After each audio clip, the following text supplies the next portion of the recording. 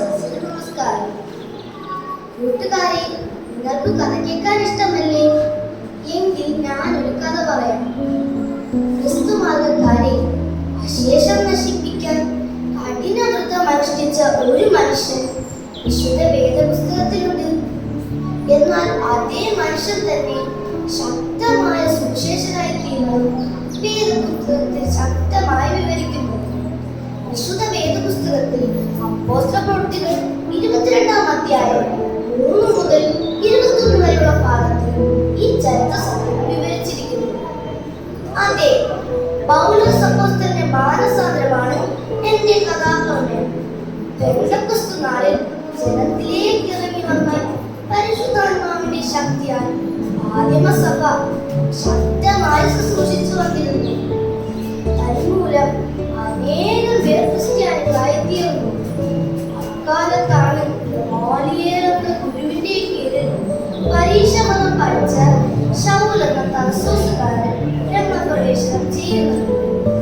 ഈ ശൗലിനാകട്ടെ സൂക്ഷ്മമായി പഠിച്ചിരുന്നാൽ ക്രിസ്തുവിന്റെ അനുയായികളെ രസിച്ചിരുന്നില്ല. അങ്ങനെ നാളുകൾ കഴിഞ്ഞുപോയി. ഒരു ദിവസം ദൈവീക ജ്ഞാനത്തിലും ആത്മാവിലും നിറഞ്ഞിരുന്ന സ്തേഫാനോസ് എന്ന ക്രിസ്തു ഭക്തനെ ദൈവദൂഷണത്തിന്റെ പേരിൽ അറസ്റ്റ് ചെയ്ത് കള്ളസാക്ഷികളെ നിർത്തി ന്യായാധിപ സംഘത്തിന്റെ മുന്നിൽ കൊണ്ടുപോയി. അവിടെ അവനെ വിചാരണ ചെയ്തു. എന്നാൽ ക്രിസ്തു സാക്ഷ്യത്തിൽ മാത്രമാണ് സ്തേഫാനോസ് ഉറച്ചു നിന്നത്. അങ്ങനെ ക്രിസ്തുവിഷയത്തിൽ ദേഷ്യമുള്ള ഭരണകൂടം ശൗലിന്റെ നേതൃത്വത്തിലൂടെ സ്തേഫാനോസ് അതിദാരുണമായി തല്ലിക്കൊന്നു. അനുദിനം ക്രിസ്ത്യാനികൾ കൂടിക്കൊണ്ടേയിരുന്നു. അങ്ങനെ ഒരിക്കൽ ശൗൽ ക്രിസ്തുമാർഗക്കാരെ ഉന്മൂലനം ചെയ്യാൻ മഹാപുരോഹിതന്മാരിൽ നിന്ന് അധികാരപത്രവുമായി വരികയായിരുന്നു.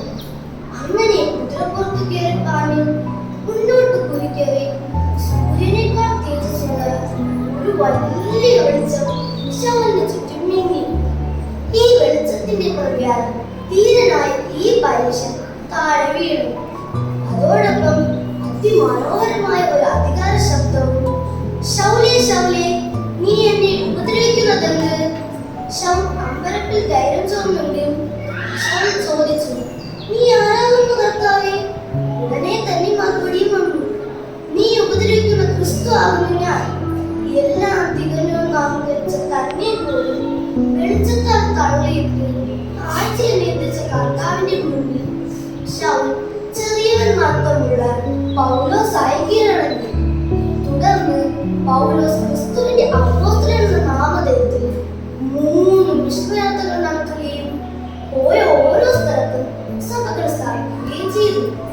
അനേകം വ്യക്തികളെ വിവിധ തരത്തിലുള്ള ശുശ്രൂഷയിലേക്ക് ആനയിക്കുകയും ചെയ്തു. കൂടാതെ വിശ്വാസ പ്രചോദനത്തിനായി അനേകം ലേഖനങ്ങൾ രചിക്കുകയും ചെയ്തു. ഇന്നും ഈ എഴുത്തുകൾ സഭയെ രൂപാന്തരപ്പെടുത്തിക്കൊണ്ടിരിക്കുന്നു. പ്രിയ കൂട്ടുകാരെ, പൗലോസിനെ രൂപപ്പെടുത്തി ഇന്നും അനേകം വ്യക്തികൾക്ക് പ്രയോജനപ്പെടുത്തിക്കൊണ്ടിരിക്കുന്ന കർത്താവ് നമ്മെ ശുശ്രൂഷയിലേക്ക് വിളിക്കുന്നു. ആ വിളിയും നിയോഗവും തിരിച്ചറിഞ്ഞ് നമുക്കും ക്രിസ്തു സാക്ഷികളായി സുവിശേഷ ദൗത്യത്തിൽ